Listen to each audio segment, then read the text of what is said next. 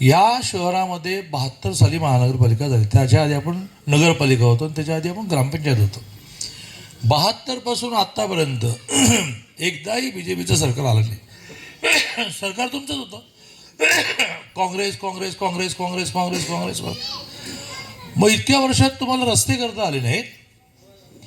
परवा माझ्या अमल महाडिकला मी प्रस्ताव मांडला 1 महिन्यापूर्वी की अमल रस्ते भयंकर खराब झाले आहेत, महानगरपालिकेकडे पैसे नाहीत, सरकार होतं बंटी पाटलाचं, त्याने रस्ते केले नाहीत, तुम्ही महाडिक लई श्रीमंत आहात, मी पण थोडी मदत करतो, आपण आपल्या पैशाने रस्ते करू. हे तुम्हाला माहिती आहे का?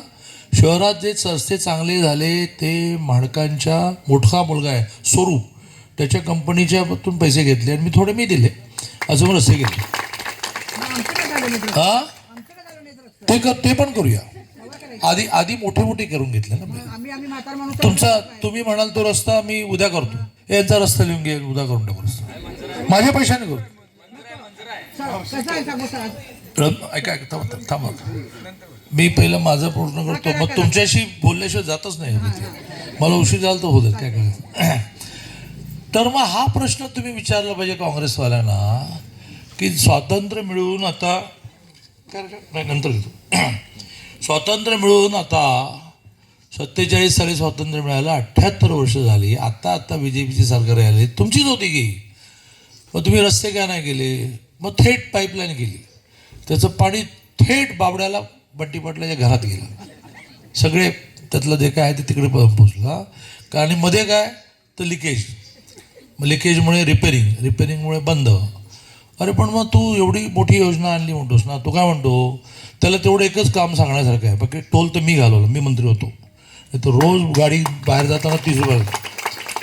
मी मुख्यमंत्र्यांना 14ला सरकार आलं, मुख्यमंत्री देवेंद्र झाले, माझ्याकडे 8 खाती होती.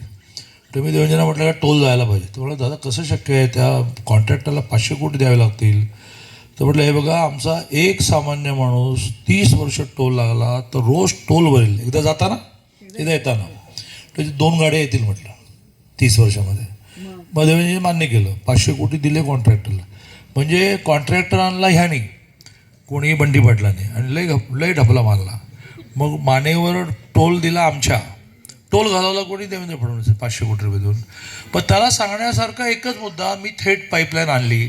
पण काल परवापासून तो थेट पाईपलाईन सांगायलाच तयार नाही, कारण ते सगळं अंगाशी आलं. आता कळलं लोकांना की लई पैसे खाल्ले.